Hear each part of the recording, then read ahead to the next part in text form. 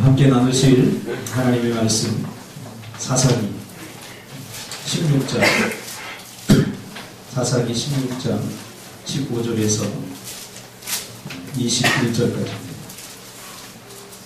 15절에서 21절까지 한 절씩 교독하겠습니다. delil라가 삼손에게 이르되 당신의 마음이 내게 있지 아니하면서 당신이 어찌 나를 사랑한다 하느냐. 당신이 이로써 세 번이나 나를 희롱하고 당신의 큰 힘이 무엇으로 말미암아 생기는지를 내게 말하지 아니하였도다 하며 내가 불가로 너를 저촉하여 종해 선생님아 방해하여 죽을 시험이나. 삼손이 진심을 드러내어 그에게 이르되 내 머리 위에는 삭도를 대지 아니하였나니 이는 내가 모태에서부터 하나님의 나실인이 되었습니다. 만일 내 머리가 밀리면 내 힘이 내게서 떠나고 나는 약해져서 다른 사람과 같으리라 하니라.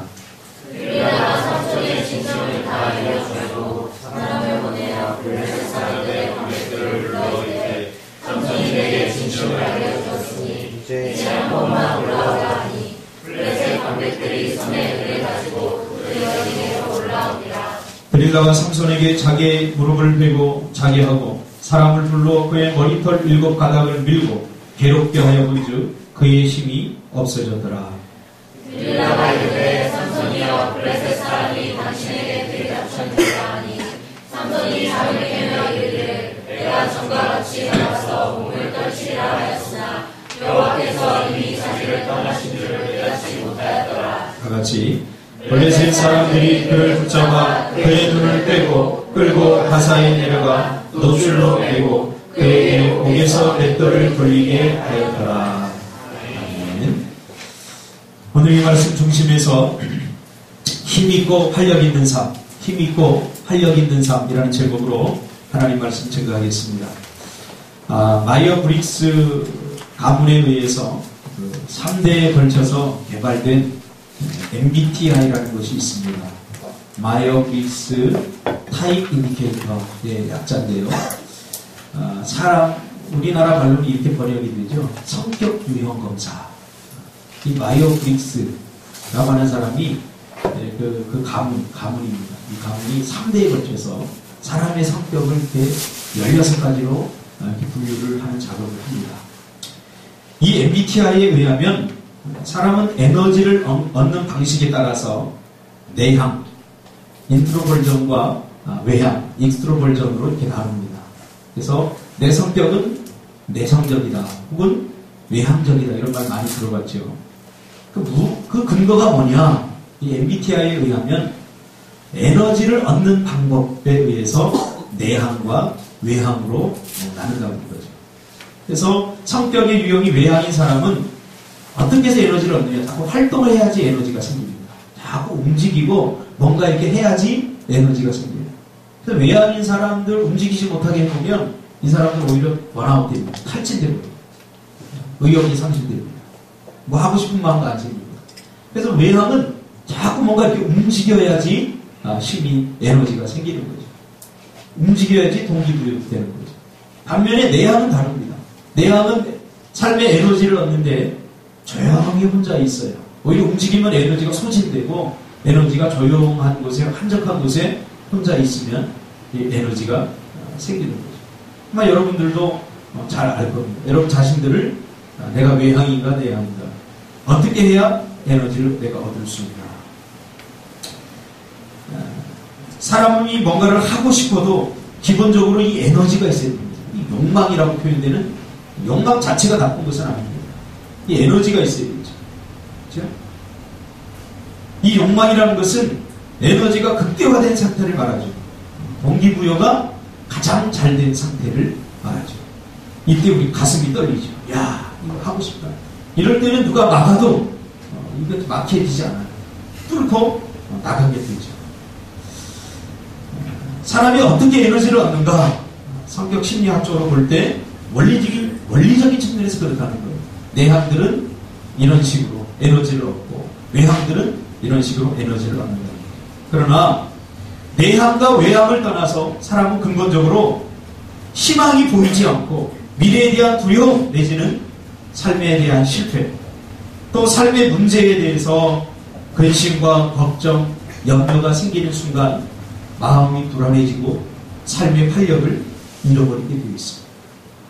내가 외향적이든 내향적이든 그것과 상관없이 근심이 생기고 불안해지고 두려워지고 알 수 없는 미래에 대한 그 생각을 하게 되면 사람은 근본적으로 소극적이 되고 소심해지고 또 능동적이고 또 결정적으로 자신감을 상실하게 됐습니다.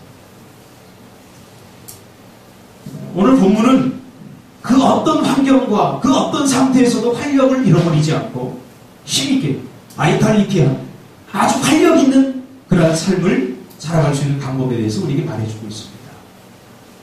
오늘 우리가 살아가는 사회를 한마디로 표현하면 힘 빠지게 하는 사회 아닙니까? 계속 뉴스에서 새로운 소식들이 들려오는데 그 소식을 계속 들으면 힘 빠져요. 취업이 안 된다고 그래요. 전세값은 자꾸 오른다고 그래요. 집값은 자꾸 뛴다고 그래요. 그러니까 세상에서 들려오는 소식을 자꾸 듣다 보면 나도 모르게 그냥 힘이 빠지고 해봤자 뭐해? 해도 소용이 없잖아. 이렇게 돼버리는 거죠. 그러니까 우리가 살아가고 있는 이 시대가 그래요. 활력을 불어넣는 그런 시스템이 아니에요. 어디를 가보세요. 학교를 가봐도 너희도 공부 열심히 해야지 된다. 앞으로 더 힘들어진다고 이런 얘기만 자꾸 하는 거죠. 힘을 자꾸 빼는 이야기, 무기력하게 만들고 또 경쟁을 통해서 사람을 지치게 하고 시달리게 그렇게 만들고 있지 않습니까? 참 우울해요. 요즘 만나는 사람들마다 어디를 가든지 활력을 잘 못 찾겠어요. 활력 있는 사람들 이렇게 많지 않아요. 모두가 의욕을 잃어버린 그런 사람들 구성이 됩니다. 뭔가 불투명한 미래에 대해서 두려워하고 불안해하는 그런 사람들 구성이죠. 특히 젊은이들도 마찬가지입니다. 이 젊을 때에는 이 뭔가 이게 뚫는 힘이 있어요. 뚫는. 뭔가 세상을 긍정적으로 바라보고 뭔가 이 안에서 막 가슴이 두근거리고 뭔가 의욕이 넘쳐야 되는데 요즘 젊은이들 보면 참 안타까워요. 또 그럴 수밖에 없어요. 사회가 88만원 세대 아닙니까? 이게 자꾸 희망을 이야기하고 자꾸 뭔가 의욕을 막 동기를 제공하고 이런 말보다는 자꾸 이 기운 빠진 이야기만 자꾸 합니다. 지금 대한민국은 이렇게 총체적인 불안과 두려움을 겪고 있습니다. 희망을 말하고 의욕과 자신감이 넘쳐야 될 이 젊은이들마저 의욕이 상실된 채 그렇게 살아가고 있습니다. 특히 가장 안타까운 것은 뭐냐면 우리 그리스도인들 중에도 그런 사람들이 참으로 많다는 거예요. 세상의 풍속을 따라 세상의 흐름과 세상의 어떤 흐름을 따라서 세상 사람들이 살기 힘들다. 우리도 그럼 괜히 기주고 괜히 의욕 상실되고 괜히 힘 빠지게 살아요. 이런 사회일수록 사람들은 내 안에 있는 불안을 스스로 극복하기 위해서 달래기 위해서 찾는 것이 있는데 오늘 쾌락, 즐거움, 잠시라도 잊어보자. 그래서 술을 마시고 순간적인 쾌락을 자꾸 쫓기고 있어요. 자꾸 즐기려고 합니다. 이럴 수. 왜요? 이런 불안한 마음과 이 두려운 마음을 갖고 내가 산다는 것 자체가 힘들거든요. 그러니까 자꾸 잊으려고 해요. 잠시라도 피하려고 해요. 그래서 술을 마시고 쾌락을 찾고 자꾸 자기 즐거움을 따라서 살게 되죠. 그런 것은 이건 진정한 해결책이 아니죠. 즐길 때 잠깐뿐이지 즐기고 나면 또다시 이런 공포가 엄습해 오죠. 다시 불안이 엄습해 오죠. 그러므로 왜 활력을 잃어버렸는지 우리는 그 근본적인 원인을 찾아야 됩니다.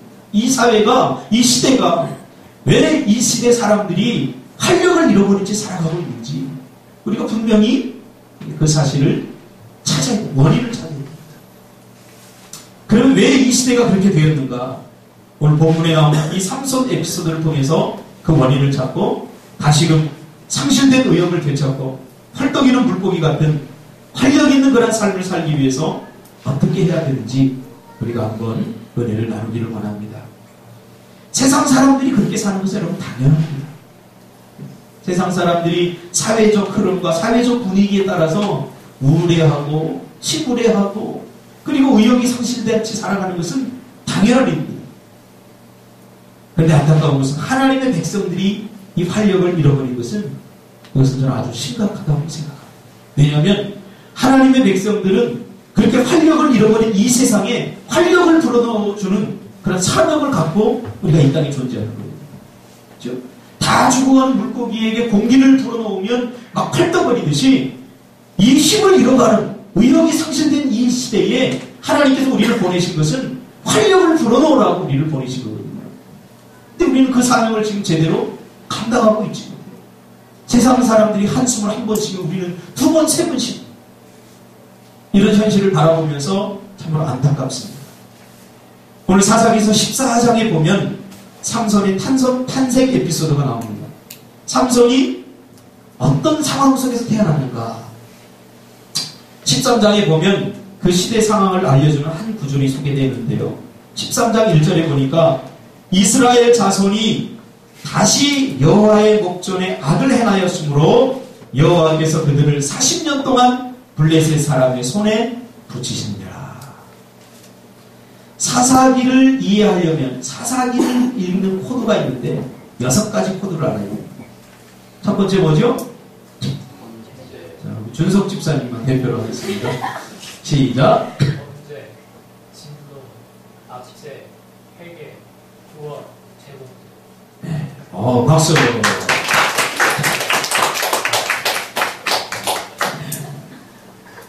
범죄, 이스라엘이 범죄예요. 그럼 하나님 화가 나요. 왜 화가 났을까요? 이 범죄는 하나님의 모든 축복을 단절시키기 때문에 범죄로 인해서 우리 인류에게 저주가 왔어요. 우리 범죄하면은 하나님 진노하시고, 그래서 사랑하기 때문에 채찍을 들죠. 그래서 이웃 나라들을 통해서 압제하게 만들어요.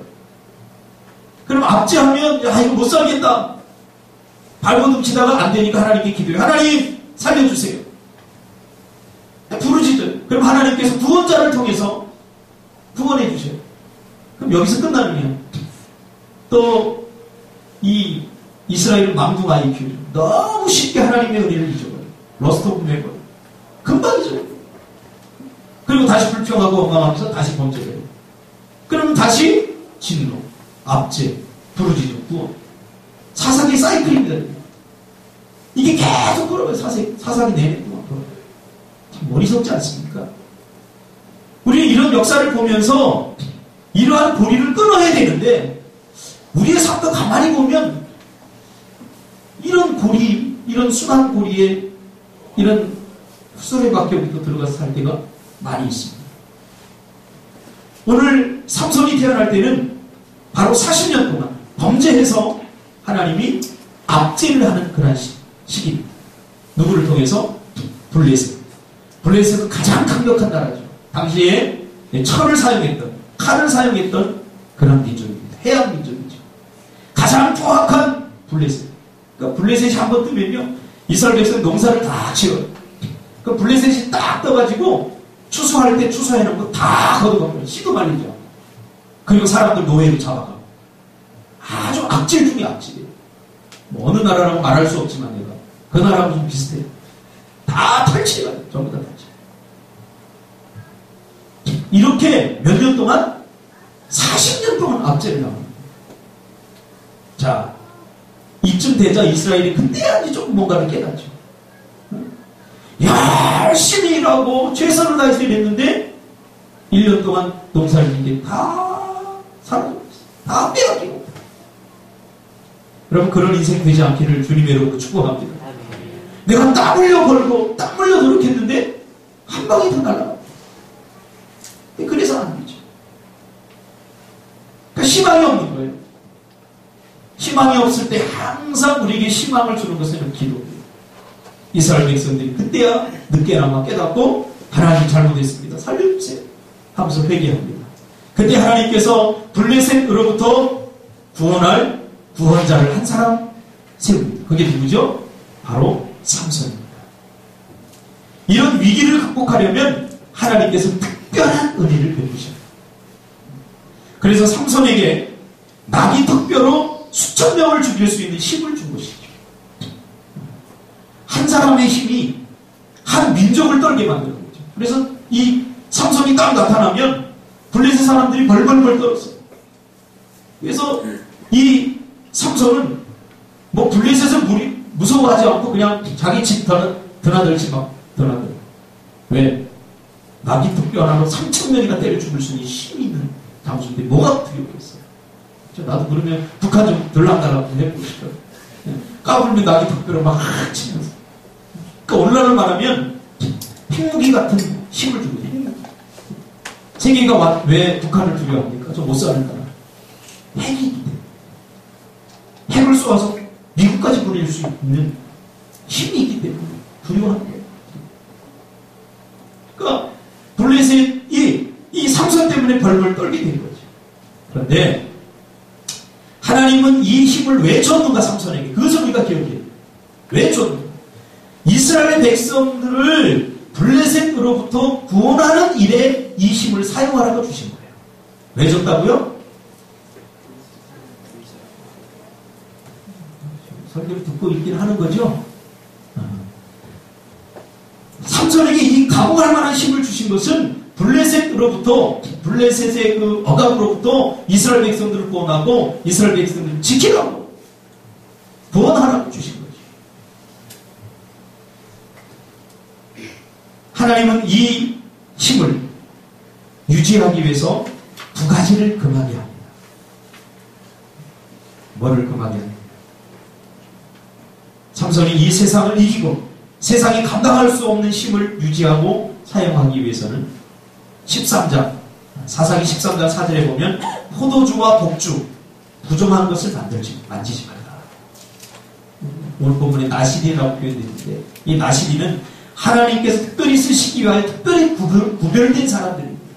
이 나시리는 포도주와 독주와 부정한 것을 만지지 않아야 됩니다. 이것은 두 가지를 의미합니다. 세상의 욕망과 욕심에 붙들려 살지 말고 거룩한 삶을 살아야 합니다. 다시 말하면 세상 사람들처럼 살지 말고 세상 사람들과 똑같은 가치관을 가지고 살지 말고 세상 사람들과는 다른 방법으로 살라는 거죠. 그게 뭐예요? 거룩한 겁니다. 세상 사람들이 힘들 때 술 마시고 부정하는 짓을 행하는 것, 그것을 통해서 쾌락을 삼고 그것을 통해서 힘을 얻는다고 착각합니다. 그래서 뭐예요? 괴로우면 술 마시고 힘들어도 술 마시고 기분 좋아도 술 마시고 뭐가 그 힘이 생긴다고 생각하는 거죠. 위로가 된다고 생각하는 거죠. 그런데 하나님의 백성들은 그렇게 해서 힘을 얻는 백성들이 아니라는 거죠. 그리고 거룩한 삶을 산다는 것을 이것은 상징적으로 나타내기 위해서 머리를 자르지 말라 이렇게 약속합니다. 그러니까 머리를 자르지 않는다는 것은 하나님께 약속하고 헌신했다는 것입니다. 머리를 자르지 않는다. 맞습니다. 나는 세상적인 방법으로 살지 않고 하나님의 백성답게 하나님의 뜻 안에서 순종하면서 그렇게 살겠습니다 하는 것을 머리를 자르지 않음으로 약속을 지켜나가는 거죠. 그러나 이 삼손은 욕망과 자신 안에서 끊임없이 솟아오르는 욕망과 세상 것들에 취해서 스스로 나시린의 삶을 포기해버립니다. 하나님과의 약속보다 자신의 세상적인 욕심을 더 앞세우게 되는 거죠. 그래서 오늘날 넘지 말아야 될 선을 넘습니다. 바운데리를 넘습니다. 가지 말아야 될 땅 블레셋을 갑니다. 그렇죠? 호기심이죠. 왜? 블레셋은 환경적으로 볼 때 삼손 이스라엘 백성들이 머무른 땅보다 훨씬 화려하고 훨씬 향락적이고 훨씬 쾌락적이고 그것에 멀리서 보니까 휘황찬란해요. 저곳에 가면 뭔가 즐거운 일이 있을 것 같아요. 그래서 삼손은 넘지 말아야 돼요. 하나님께서 정해진 지계표 바운데리를 넘어서 블레셋 땅에 호기심을 가지고 발을 디게 됩니다. 이게 넘지 말아야 돼서 삼손은 그래도 되는 줄 알았어요. 그렇죠? 근데 블레셋에 갔다가 그만 뿅 하고 이쁜 여자를 희수처럼 이쁜 여자를 데릴라를 죄는 굉장히 매력적입니다. 죄는 나에게 이쁘게 다가와요. 매력적으로 다가와요. 딱 드릴라를 보는 순간 한눈에 뼈가 뿌립니다. 이거 하나님의 약속이고 뭐고 다 기억이 안 나는 거예요. 아, 저 여자하고 결혼하면 얼마나 행복할까? 저 여자하고 살면 얼마나 행복할까? 그래서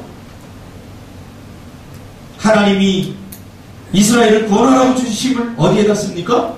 여인을 얻는 데 다 사용해 겁니다. 자신의 욕심과 육체적 쾌락을 얻는 데 사용하죠. 그러자 사사기서 14장 3절에 보니까 이 삼손의 부모님이, 믿음의 부모님이 너무 안타까운 거예요. 그래서 삼손을 향해서 어디 여자가 없어서 할례 받지 못한 블레셋 사람에게 가서 아내를 취하려고 하느냐, 그러면서 다시는 가지 말아라, 다시는 만나지 말아라. 여러분, 사랑을 해본 분들은 다 알겠지만, 한눈에 뼈 가본 분들은 알겠지만, 그런다고 다시 안 가가집니까? 한번 이 안에 육체적 쾌락과 욕망이 한번 이게 불처럼 타오르면 이거를 제어할 수 있는 것이 뭐가 있겠습니까? 뭘로 제어할 수 있어요? 내 안에 욕망의 불꽃이 담겨지면 이거 제어가 잘 안 돼요. 그렇죠? 여인을 봤는데 끝나버린 거예요. 그래서 다시 가게 됩니다. 다시 가게 됩니다. 계속해서 가게 됩니다. 사실 가나안인들의 위협은 군사적인 위협이 아니라 이런 문화적이고 가치관적인 위협인 것입니다. 눈으로 보고 견물생심이라고, 이게 뼈가 뭘까? 하나님의 방법대로 살 것인가? 하나님이 원하는 대로 살 것인가? 아니면 세상적인 방법대로 살 것인가? 다 나쁜 것이 있는데 보면 다 치명적인 것이 있는데, 하나님 방법대로도 살고 세상 방법대로도 살고, 이게 참 무서운 거예요. 적당히 그 경계선에 딱 서가지고, 때로는 하나님 쪽에 발을 한 발 두고, 때로는 세상에 한 발 두고. 그러니까 이 삶이 굉장히 위태한 삶 아닙니까? 박쥐 이야기 알지 않습니까? 박쥐가 날짐승들하고 들짐승들하고 이렇게 전쟁이 일어났는데, 날짐승들이 이길 때는 야, 나 날개 달려서 나 날짐승이야 확 날아가서 날짐승 편에 들었다가, 들짐승들이 이길 때는 딱 날개를 접고 내려가서 걸어다니면서 야, 나 니네 편이야. 그러다가 휴전이 됐어요. 휴전. 싸움 끝. 이게 도대체 박쥐가 날짐승이야 들짐승이야? 그러니까 이쪽에서 저쪽에서 다 안 받아주니까 동굴 속으로 들어갔대죠. 박쥐가 동굴에 산 거죠. 이게 동굴신앙 아닙니까? 하나님께서 삼손을 부르신 것은 무슨 일이 있어도 하나님의 방법대로, 하나님의 뜻대로, 하나님의 백성답게 그렇게 살라고 그렇게 부르셨는데, 이 안에 있는 욕망을 제어하지 못하니까 여인을 보고 타락하고자 합니다. 블레셋 땅에 가기 전까지는 그런 생각이 안 들었는데, 블레셋 땅에 한번 다녀오고 나니까 이 블레셋 사람들은 하나님 없이도 잘 사는 것처럼 보입니다. 하나님을 섬기지 않는데도 그들은 행복해 보입니다. 블레셋 사람들은 하나님의 터치를 받지 않고도 자기가 하고 싶은 대로 자기 마음대로 무엇이든지 다 하고 삽니다. 그러니까 부러운 거예요. 삼손 마음에 무슨 생각이 듭니까? 속은 거 아닌가? 내가 속은 거 아닌가? 하나님 없이 사는 저들이 더 잘 사는 것 같고, 더 강력한 무기를 들고 있고, 더 멋진 것 같고, 더 화려한 것 같아.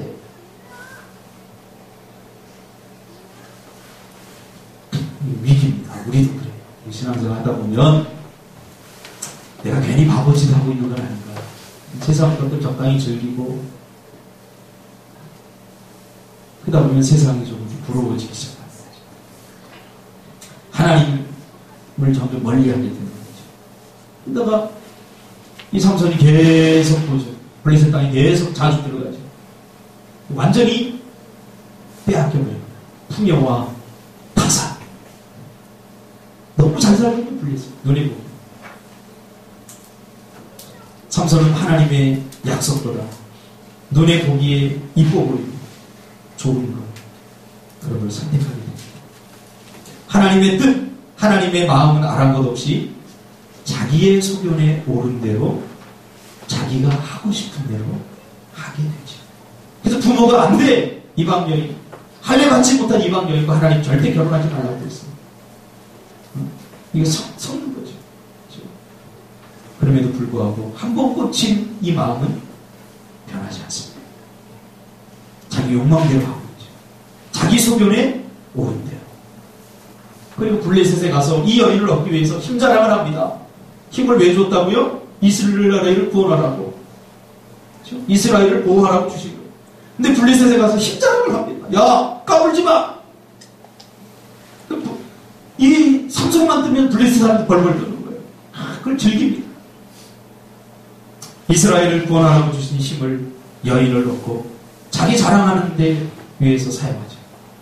그래서 사자가 나타나니까 사자의 입을 보란듯이 찢어줍니다. 마치 개처럼 힘자랑하는 거죠. 사사기 14장 6절에 보니까 삼손이 여호와의 신에 크게 감동돼요. 손에 아무것도 없어도 그 사자를 염소 새끼를 찢은같이 찢었다. 생각해보면 사자가 오니까 염소 새끼 찢듯이 확 찢어버리니까 블레셋 사람들이 더 두려워하지 않겠습니까? 그럴수록 이 삼손은 더 교만해지는 거죠. 그리고 얼마 있다가 삼손이 여자를 취하기 위해서 사자를 죽인 그 포도원 근처를 가다가 사자의 시체가, 내가 저번에 찢어 죽인 사자의 시체가 여기쯤 있는데 하고 그 시체를 찾아갔다가 뭐를 발견하게 되냐면 그 사자 몸 안에 벌집을 쳐요.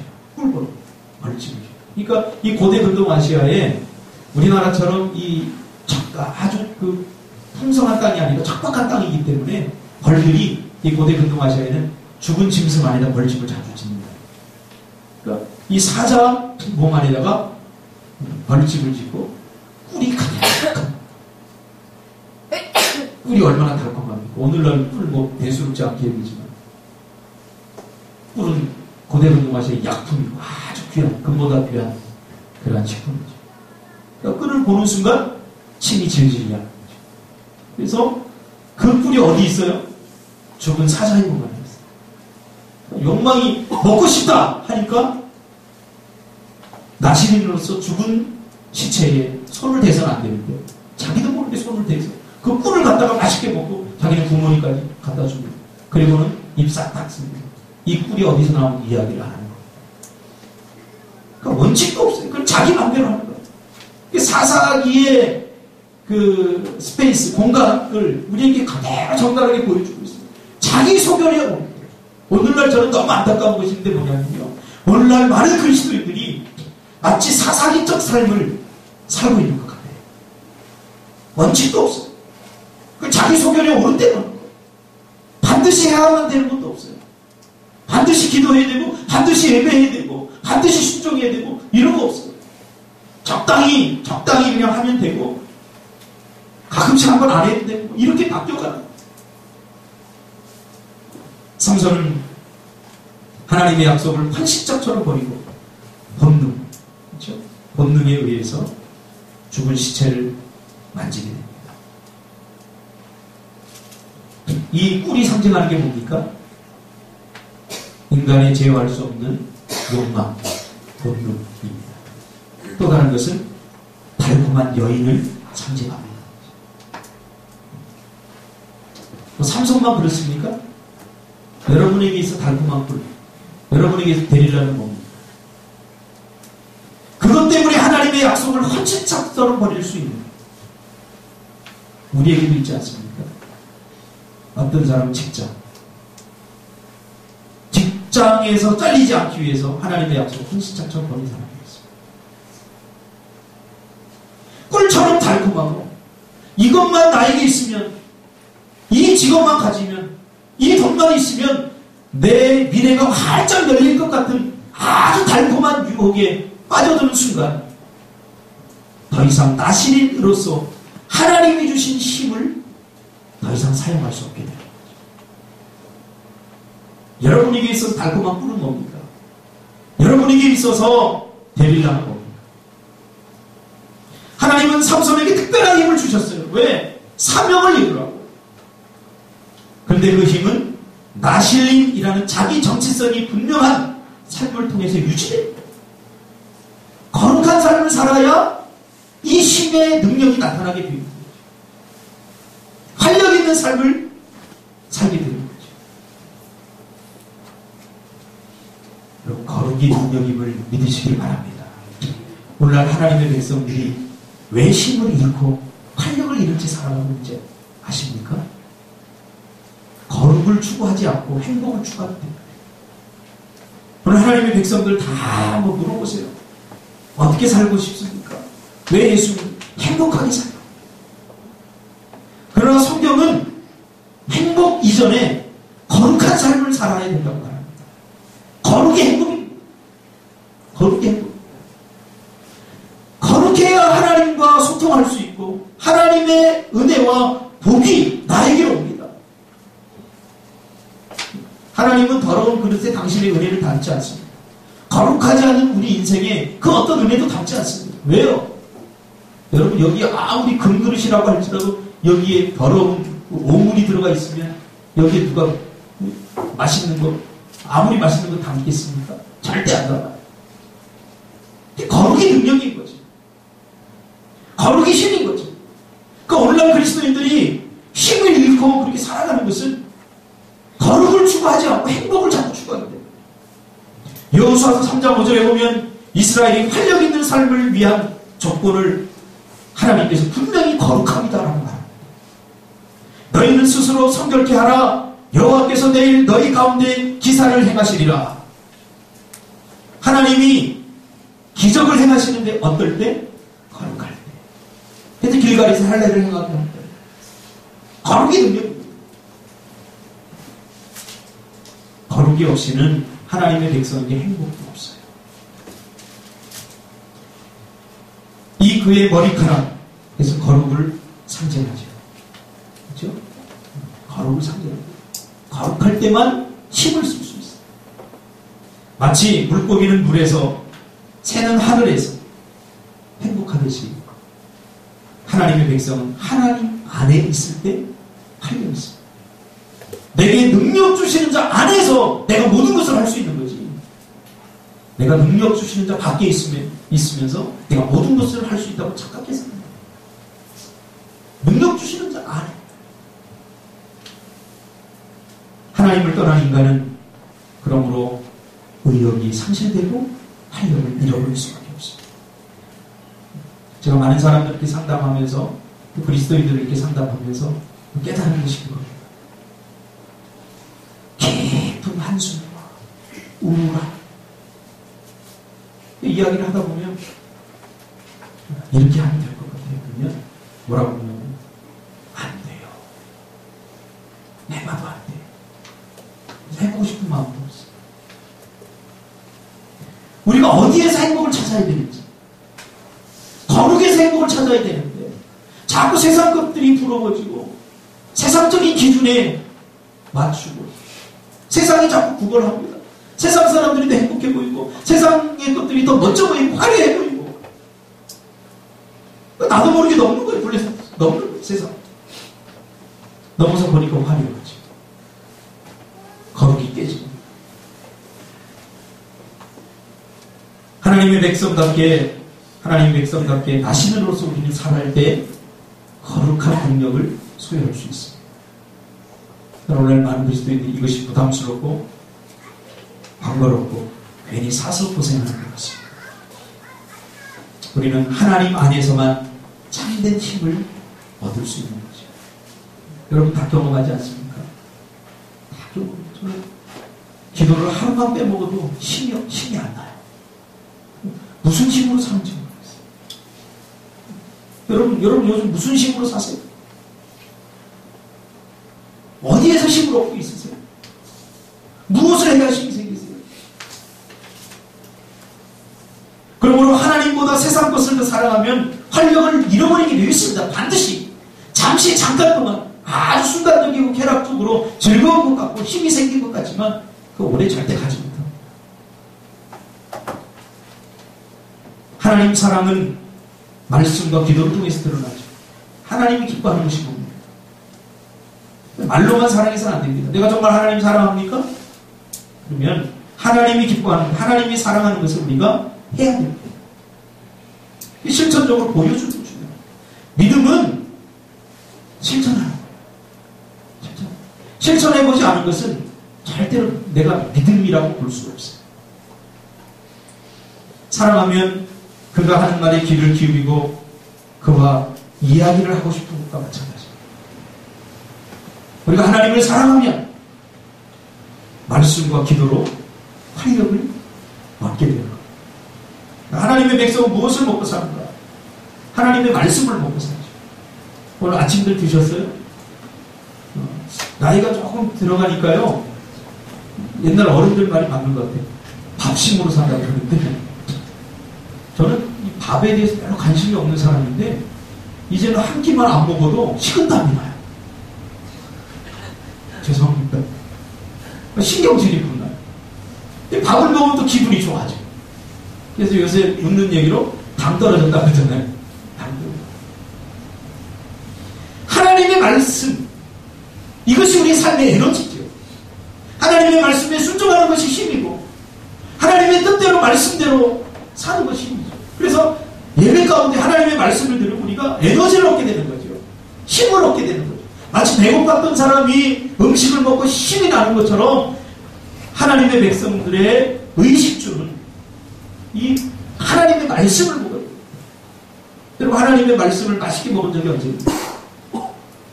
언제 맛있게 먹었어요? 이 말씀을 먹고 내 안에 막 가슴이 두근거리고 막 쿵쾅쿵쾅 뛰면서, 그렇죠? 하나님의 말씀을 먹으면 희망이 생기잖아요. 용기가 생기잖아요. 어제 박준석 집사하고 이야기를 하다 보니까 요즘 자기 가슴이 뛴다는 거예요. 왜 그래요? 하나님의 말씀을 먹으면 그래요. 힘이 막 생겨요. 알 수 없는 힘이 생겨요. 그래서 우리가 예배를 그리워해야 됩니다. 예배를 통해서 하나님을 만나면 보이지 않던 것들이 막 보이고 하나님이 주시는 능력과 힘을 얻지 않습니까? 또 말씀을 들으면 침체했던 영혼들이 살아나지 않습니까? 이것이 보여주는 게 뭐예요? 하나님의 백성들은 이 음식으로 사는 인생들이 아니라 하나님의 말씀을 먹고 사는 사람. 예수님이 분명히 말했어요.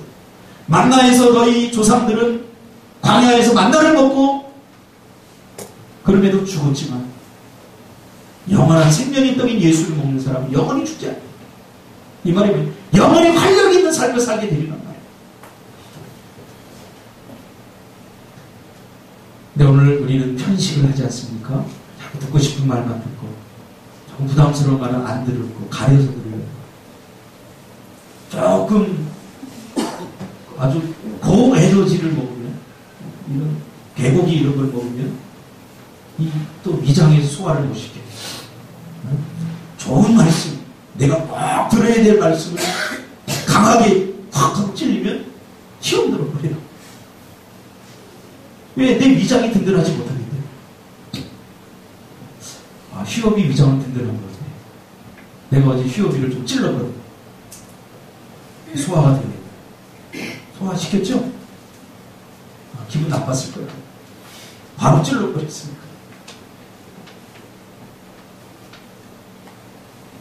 딱딱한 식물이 들어가요. 하나님의 말씀. 그러니까 여러분 언제까지 죽만 먹을 거예요? 제가 죽만. 말랑말랑한 거 먹고. 그러니까 성장이 안 되죠. 딱딱한 거 먹어야 돼요. 딱딱한 게 들어가면 소화불량 걸려가지고 즉시 체해버리니까. 저는 가끔 제가 식당 주인처럼 생각할 때가 있어요. 어떤 것을 먹어, 어떤 좋은 반찬을 먹어. 근데 좋은 반찬은요, 이게 좋은 반찬을 저도 못 먹어요. 내가 이것을 소화시킬 수 있는 든든한 위장을 두는 거죠. 그게 제 말이 아닙니다. 계시록 10장에 보면 요한이 말이 나옵니다. 내 입에는 가나 내 위장에는 쓴, 그것이 하나님의 말씀. 써있어요. 쓴 게 약입니다. 쓴 게 좋아요. 근데 오늘 성도들은 쓴 거를 잘 먹으려고 하지 않아요. 요즘 제가 렉처 치료하는데 외부 교인이 오는데 쭉 여러 이제 이야기하는 걸 보면 시험 들었다 이런 이야기가 많이 있는데 왜 시험 들었느냐 보니까 쓴 음식을 못 먹는 거, 딱딱한 걸 못 먹는 거. 딱딱한 거 못 먹는 거. 여러분, 우리 큰불교의 성도들 든든한 영적 위장을 가지고 다 씹어내시길 바랍니다. 자존심 다 내려주세요. 여기 우리의 살 길이 있습니다. 생각해보세요. 다윗의 위대함이 어디 있습니까? 다윗은 범죄했어요. 우리아의 아내를 취하려고 우리아를 전쟁터로 몰아서 죽여버렸어요. 생각해보세요. 다른 아내가 이쁘다고 그 아내를 내 아내로 갖기 위해서 그 남편을 죽여버리고 그 아내를 자기 와이프로 만들었어요. 이게 다윗이 얼마나 나쁜 놈입니까? 근데 나단 선지자가 와서 염소 비유를 하면서 양의 비유를 하면서 당신이 그 사람입니다. 이렇게 탁 찔렀어요. 그 왕이니까요. 고대 근동아시의 왕은 무서불입니다. 신의 신급입니다. 신급. 이게 어디서 감히 확 죽여버릴 수 있어요. 근데 다윗의 위대함은 그 나단 선지자의 말에 무릎 꿇고 하나님 앞에 하나님 잘못했어요. 사람은 죄를 짓고 잘못하기 때문에 망하는 게 아닙니다. 회개하지 않기 때문에, 거룩하지 않기 때문에. 오늘날 이 시대의 그리스도인들이 힘을 잃고 세상을 주도하고 살아가지 못하는 이유가 뭡니까? 우리 그리스도인의 정체성을 잃어버렸기 때문에. 도대체 우리가 뭐예요? 우리 뭐예요? 우리 그리스도인들 뭐예요? 도대체? 정말 하나님의 백성들 맞아요? 멀리서 볼 때 하나님의 백성인 것 같은데 가까이서 보면 아닌 것 같고 이거 헷갈리는 거예요. 마치 바위처럼. 그렇죠? 북한에서 우리 방위들 때문에 우리나라 못 쳐들어왔다고 그러잖아요. 정체를 모르니까. 아침에 뭘 사먹고 뭐 도시락 하나 써갖고 폭탄 같은 거 하나 들죠. 가서 또 얘네들은 뭐 저녁 되면부터 집으로 또 가고 뭐 왕대포 이런 데 쓰고 막 들리고 정체를 알 수 없으니까 불안해서 못 쳐들어왔다고 그러잖아요. 뭔가. 도대체 우리의 정체가 뭐야? 하나님의 백성은 하나님의 백성답게 살아야 돼요. 그렇지 못할 때 어떻게 됩니까? 하나님의 말씀을 자꾸 듣지 않고 하나님의 말씀으로 내 삶의 에너지원을 삼지 않을 때 어떻게 되죠? 먹지 않으면 어떻게 돼요? 김태환 목사. 안 먹으면 어떻게 돼요? 계속 안 먹으면 어떻게 돼요? 죽어. 그래서 에스겔서 37장에 보면 이스라엘의 영적 적나라한 상태를 하나님 보여주죠. 에스겔 골짜기 하나님 환상 중에 부릅니다. 에스겔 가보니까 골짜기가 있는데 그 양 골짜기에 뼈들로 가득 차요. 그 뼈들이 왜 죽은 줄 아세요? 하나님의 말씀에 불순종이기 때문에, 하나님의 말씀을 먹지 않았기 때문에. 먹지 않으면 죽습니다. 순종하지 않으면 죽습니다. 이 뼈들이 어떻게 살아납니까? 에스겔에게 하나님의 말씀을 대언하자. 그 말씀이 공급돼요. 할렐루야. 여러분, 오늘날 말씀이 얼마나 풍부합니까? TV를 들어. 어떤 사람은 그래요. 나 교회 안 가는데. 왜? TV만 들으면 뭐 나오는데. 여러분, 말씀 듣는 것이 예배입니까? 착각해서는 안 돼요. 뭐 여기저기서 말씀 우리가 들으려면 얼마든지 들을 수 있어요. 근데 말씀의 기간이에요. 말씀의 기간. 그러니까 내 적지어 하는 사람도 그래요. 자기는 이창수 목사님을 이렇게 좋아합니다. 또 누구를 좋아하나. 그 말씀 들으라고 해서 제가 그랬어요. 당신 교회 목사님 말씀 들으세요.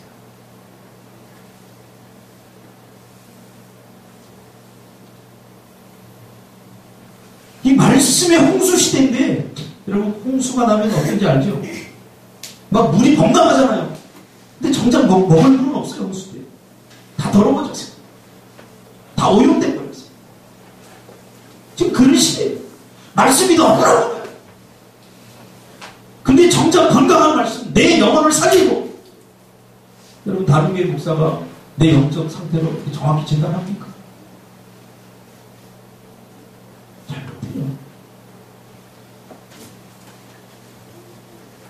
그러므로 여러분, 성경을 읽는 동시에 그것을 살아내시기 바랍니다. 읽는 것에 아무 재미 들리지 마세요. 읽는 것보다 중요한 것은 살아야 돼요. 하나님의 말씀을 들으라고 주신 게 아닙니다. 말씀대로 살라. 이게 신앙생활이에요. 착각하지 마세요. 그 하나님의 말씀을 잘 받고 소화시키세요. 영양가 있는 말, 듣기 좋은 말, 들어야 할 말이 아니라 나를 정말 살릴 수 있는 말, 내 삶의 활력을 잃어버리지 않을 말, 그 말을 들어요. 그럼 병원에 갔는데 내가 암이에요. 의사가 뭐라고 그래요? 당신 암입니다. 그러죠. 듣기 좋은 말, 암인데 저 사람 충격받을까봐 감기입니다. 그럼 이 사람 죽어버리는 거거든요. 그렇죠? 신앙생활 잘못하는 사람에게 당신이 잘하고 있습니다. 그러면 이건 죽이는 거예요. 어떻게 해요? 제대로 해야 돼요. 제대로 해야 돼요. 우리가 힘있고 활력있게 살아가려면 그리스도인이라고 자기 정체성이 분명히 세상 사람들에게 당신 종교가 뭐야? 기독교 이렇게 쓰고 부끄러워서 안 돼. 나 예수 믿는 사람 당당하게. 그리고 예수 믿는 사람답게. 그렇게 살려고 하는 몸부림이 우리에게 있어요. 이게 나시린 아닙니까? 예수님은 이 나시린을 이렇게 정의했습니다.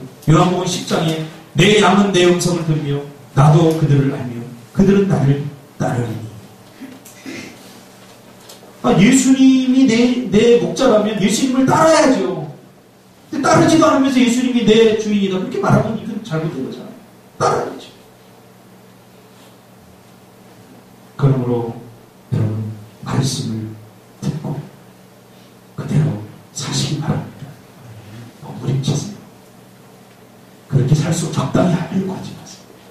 적당히 하려고 하지 마세요. 결과에 서서 이렇게 살 수 없다고 미리 결론을 내리지도 마세요. 살아보지도 않고 해보지도 않고 왜 결론을 내려요? 한번 살아보세요.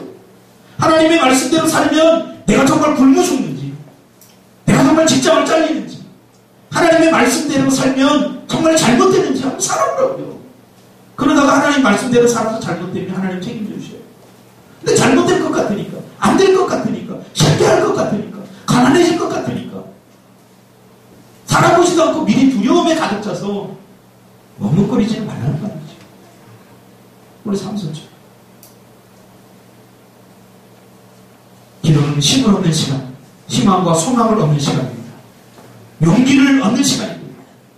기도하면요 세상을 이길 힘이 나에게 주어졌다는 사실을 깨닫게 됩니다. 좀 거룩한 배짱으로 사시길 바랍니다. 네? 소심하게 살지 말고 거룩한 배짱으로 예수 믿다 내가 망해도 좋다라고 하는 좀 배짱을 가지고 계세요. 내가 평생 예수 믿은 직장생활을 못했는데 좀 이런 배짱 없습니까? 이런 배짱 없이 어떻게 하나님 앞에 목숨을 걸었다라고 이야기를 할 수 있어요. 하나님 반드시 책임져 주셔요. 내가 예수 하려고 하면 그렇게 해주세요. 우리가 미안과 성계를 통해서 우리가 지금 경험하고 있지 않습니까? 사람들의 말에 의하면 우리 교회는 이미 미얀마 선교 지금 좀 해외 선교 3번 하고 이미 문을 닫아야 쓰고 있습니다. 힘들고 벅차잖아요. 좀 어떻게? 그럼 보세요. 시간이 흐를수록 우리는 더 강력해질 것입니다. 무서운 사람이 어떤 사람이냐면 최악의 상태에서도 웃을 수 있는 사람이 가장 무서운 사람.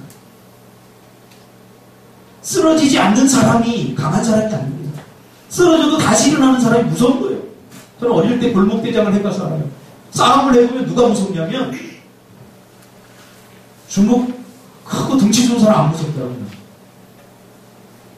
누가 싸우면서 제일 누가 무서웠냐면 턱턱턱 때려서 이거 원펀치 끝내겠구나 했는데 다시 일어나서 달려들어요. 그럼 막 싸우다가 또 쓰러뜨리면 또 일어나요. 그러면 나중에 무서워요. 이거 큰일 난다. 사단이 무서워하는 사람. 실패해도 끝까지 대수롭지 않게 안 돼도 너무 애걸복걸 하지 않을 거예요. 왜? 하나님이 지켜주시기 때문에. 할렐루야. 저 그랬으면 좋겠어요. 우리 모두가 좀 그랬으면 좋겠어요. 세상 세상 사람들처럼 요거 조금 안 되면 한숨 쉬고 또 저거 안 된다고 또 불평하고 원망하고 또 취직 안 된다고 또 이거 어떻게 하지 또 스펙 쌓으러 다니고 좀 안 그랬으면 좋겠어요. 그냥 의연하게 변함없이 기도하면서 우리의 가야 할 길, 그리스도인이 가야 할 길을 좀 갔으면 좋겠어요. 이사야는 평생 활력을 잃어보지 않았어요. 그래서 주님의 부르심에 주여 내가 여기 있는가 나를 모르셨어요. 심장이 계속 펄떡거리죠. 피시라고 하는 책이 있죠. 이 책 한번 꼭 읽어보세요. 제가 예전에 읽었는데 아주 얇은 책이에요. 여러분 또 읽어도 돼요. 우리나라 번역으로는 펄떡이는 물고기처럼 이라고 하는 책입니다. 피시. 이 책의 주인공 제인이라고 하는 여자가 나오는데 병으로 죽었습니다. 그렇죠? 의욕상실이죠. 살맛이 안 나죠. 근데 죽은 후에 금융회사 갈리굿에서 일하게 됩니다. 그곳에 가니까 그 직원들도 전부 다 둔감하고 불친절하고 느리고 부정적이고 열정을 다 잃어버린 상태예요. 가지나 살기 싫은데 가지나 살 의욕도 없는데 그런 회사 가니까 더 살맛이 안 나요. 근데 우연히 파이크 플레이스라고 하는 어시장에 가서 그 어시장 사람들의 그 활력 있는 모습을 보고 변화되기 시작합니다. 이 활력이 어디서 나온 것인가? 여러분, 우리의 활력은 그리스도 안에 있을 때 가능합니다. 하나님 백성답게 사는 것, 이것이 활력을 잃어버리지 않는 비결입니다.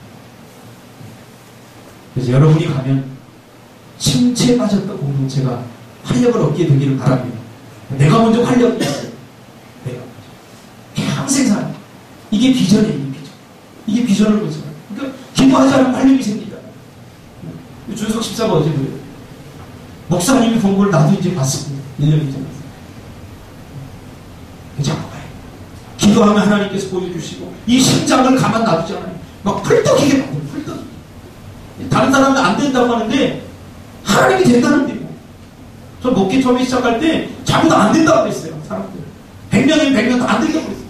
그럼 하나님이 된대요. 하나님이 된다니까 이 안에 심장이 펄떡거려요. 그러니까 도전하는 거예요. 하니까 되더라고요. 사람들 말, 세상 말 너무 깊이 비지 마세요. 하나님이 뭐라고 하는지 그게 중요한 겁니다. 여러분의 심장이 멈추지 않기를 주님의 이름으로 축복합니다. 녹슬지 마세요.